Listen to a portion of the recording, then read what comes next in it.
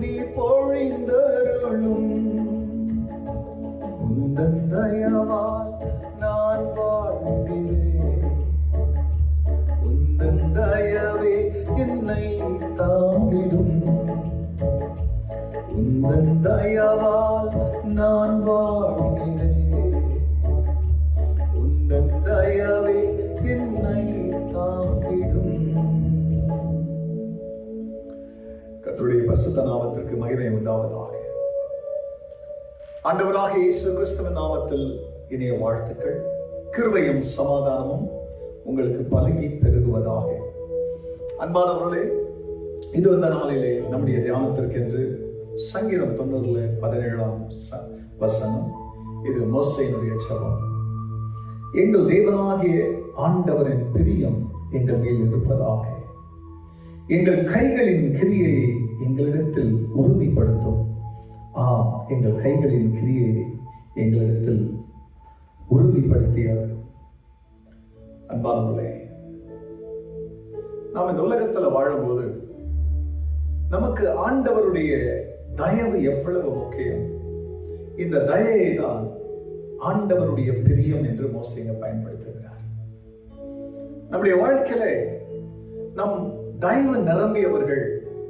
தயவை இப்போது நாம் இன்னும் பெறப்போகிறோம். ஒவ்வொரு சூழ்நிலையின் நெருக்கத்துக்கு தக்கதாக நமக்கு தேவனுடைய தயவு தேவை. அது உயர்வானாலும் சரி, வசதிகளானாலும் சரி, நம்முடைய குடும்பத்தின் சமாதானமானாலும் சரி, தேவ சித்தத்தை நிறைவேற்றுவதற்கு வேண்டியதான பலனானாலும் சரி, இவை எல்லாம் அவருடைய தயவினால் நமக்கு வரும். இப்போ யோசேப்புடைய வாழ்க்கையில அவர் சொந்த சகோதரர்களாலே விரட்டி அடிக்கப்பட்டார். ஆனால் அவர் போன எல்லா இடத்திலையும் தயவு அவரோடு கூட இருந்தது. இப்போ ஆண்டவராகிய தேவன் தம்முடைய சித்தத்திற்காக அன்னை மரியாளை பயன்படுத்துகிறார். அப்போ தூதன் என்ன சொல்றார்? கிருபை பெற்றவளை அல்லது தயம் பெற்றவளை வாழ்கிறார். தகப்பன் தாவீது சொல்வார், நீர் எனக்கு தயவு செய்யும் பொழுது நீதிமான்கள் என்னை சூழ்ந்து கொள்வார்கள். நாம் தயவை விட்டு விலகி வாழும் பொழுது எப்படி தெரிஞ்சுக்கிறது தயவை நம்ம பிரியமலை விட்டு விலகிட்டோன்னு? தயை என்கின்ற எண்ணமே நமக்கு வராது. கிருபை என்ற வார்த்தை நம்மளை பிரியமலை விட்டு பிரியமலை அது மறந்து போயிடும். ஆனால் இப்பொழுதெல்லாம் தயை, கிருபை, இரக்கம் என்ற வார்த்தையெல்லாம் நம்முடைய மனதை விட்டு அழியாமல் இருக்கிறதோ அப்பொழுதெல்லாம் உங்களையும் உங்கள் குடும்பத்தையும் தயவு சூழ்ந்து நிற்கிறத பார்ப்பீங்க.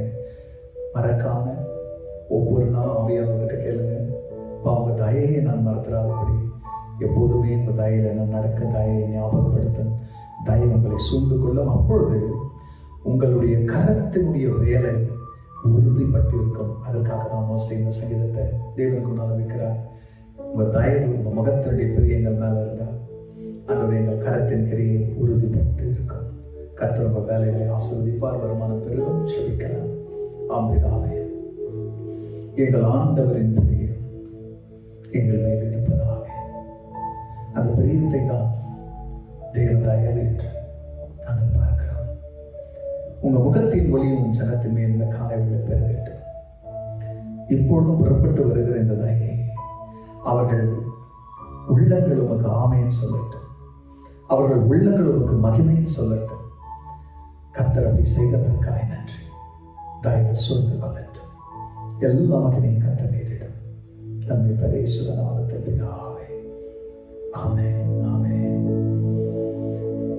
என்னை காக்கும் தயை, அனைக்கும் தயவே, எல்லாம் உந்தன் தயை.